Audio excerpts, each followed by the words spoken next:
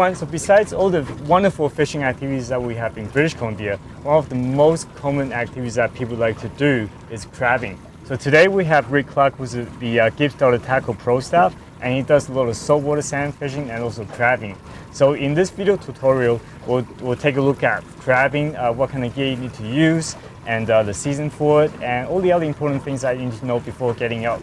So Rick, I see you got a crab trap over here, which you use pretty often. So what kind of trap is this? Well, this is a pretty typical crab trap that you can buy.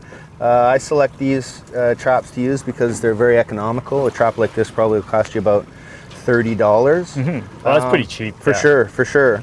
And it's a metal trap, and it's very sturdy. So I do a lot of crabbing, so I can take this, throw it in the water, and retrieve it on a regular basis, and it stands up for a long time. Mm-hmm. Actually, I've had this trap for about 2 years. Yeah. So it's done well. So it's pretty durable. Yeah, for sure. Yeah. But there's lots of other traps you can get. They make the net style, and of course you can crab using an individual casting style crab trap as well. But for boating and salmon fishing, we take these, we drop them, we let them soak for the day, and then check them at the end of the day.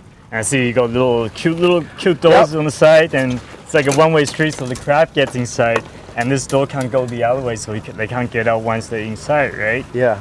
Is this pretty heavy to cast? It's not too bad. I mean, you use this on a boat, but can you use this on land as well? Like people fishing, like crabbing off the pier, can I use that? I think you can. I think it's a little much. Yeah. But they have smaller style traps for that you can use. Mm-hmm. But you need a line. Yep. So here we have some weighted line, and weighted line is really important. A lot of guys come out and they crab with just regular nylon rope, which floats. Yeah. But this, you can actually feel the density of it. Oh, okay, yeah, it's very, very dense. Yeah. Yeah, so it actually sinks down. Yep. So if a boat goes by, it wouldn't actually, I guess trap the boat in the prop, boat, which can be a safety issue, right? Yeah, for sure. Yeah. And then you need a marker. So your crab trap should have a marker, and it's usually best to have one marker per trap. I like to run one marker per trap. Mm-hmm. And this is a Scotchman style marker. It's nice and orange, so that when we're fishing for the day and we're coming across the ocean, we can see it fairly easily on the water surface. Yeah.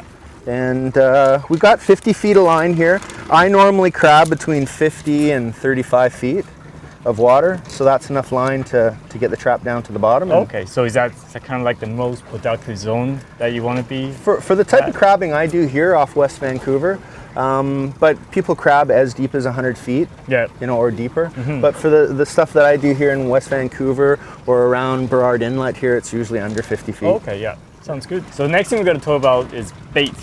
So to get the crabs into the trap, you need to have bait to attract them into it, right? For sure. So what are some of the most common bait that you use for crabbing?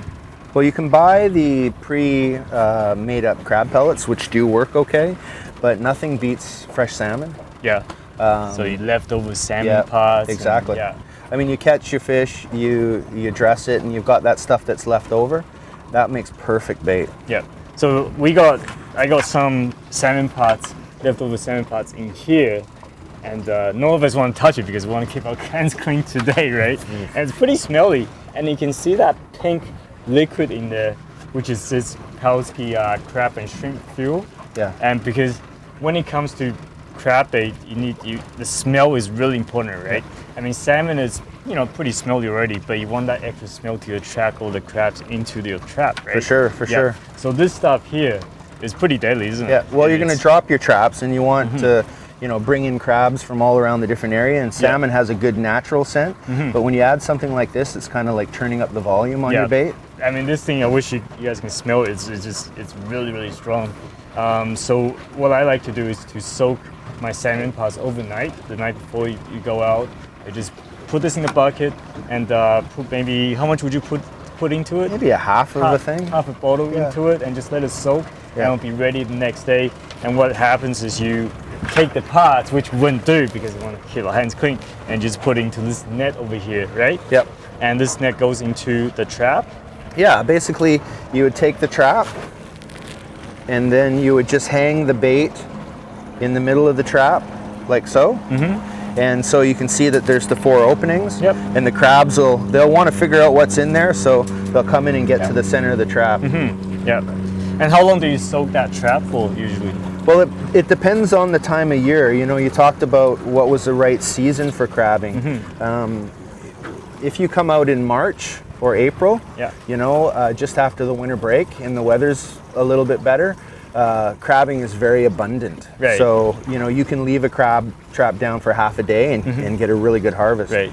But when there's been a lot of crabbing going on, the harvest isn't as much, so you really have to soak the traps. Right, right. So, you know, a typical, you know, 8-hour fishing day, you might come up with a few keeper crabs. Yeah. So you talk about winter and spring are the best time to do this. For sure. Summertime is not as good, not just because there's more people crabbing recreationally, but there's also the commercial harvest going on, right? Yeah. So the crabbing pressure is really high in the summertime, and that's not really the ideal time to do it. But if you come out earlier, you can brave the cold, come out in the wintertime and springtime.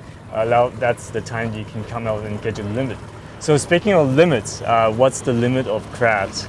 Crab is 4 male, legal size Dungeness crab so a day. you can't keep female crabs because we need those to reproduce more crabs in the future. Yeah. And what's the legal limit for those? For the male, There's the size limit. The size limit, I'm not sure the actual size. But there is a size limit. There is a size limit. There is a size limit. Actually, you can get yourself one of these crab calipers that I keep on the boat for when I'm doing crabbing, and it looks like 165 millimeters. Right, so we should talk about this different kind of crabs you can catch too, right? So for Dungeness crab, it's 165 millimeters. The carapace width. So you put this you put this into the carapace and try to measure it and see if it's bigger than that, then you can keep it. If it's smaller, you got to chuck it back. Yeah, exactly. There's also the red rock crab. Red rock crab. You won't find red rock in the harbor here. They like real rocky kind of terrains. Howe Sound, you can get red rock crab. But so inside Vancouver Harbor is many Dungeness crabs you get. Nice. Excellent. So lots of regulations, and you need to have your saltwater fishing license. So you buy your saltwater fishing license for adults.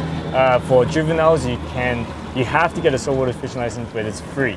But you have to get it, and then you can obtain your daily limit of crabs to take home and enjoy. And it's a great way to finish your salmon day. Yeah, exactly. You know, you get a couple salmon, and everybody looks forward to pulling up those traps for fun and taking home some crab to enjoy. Yeah, that's right. Excellent. Well, it's thanks for taking us out fishing today, and look forward to more crabbing trips in the future. Sure, you bet. Thanks, Rick. You're very welcome.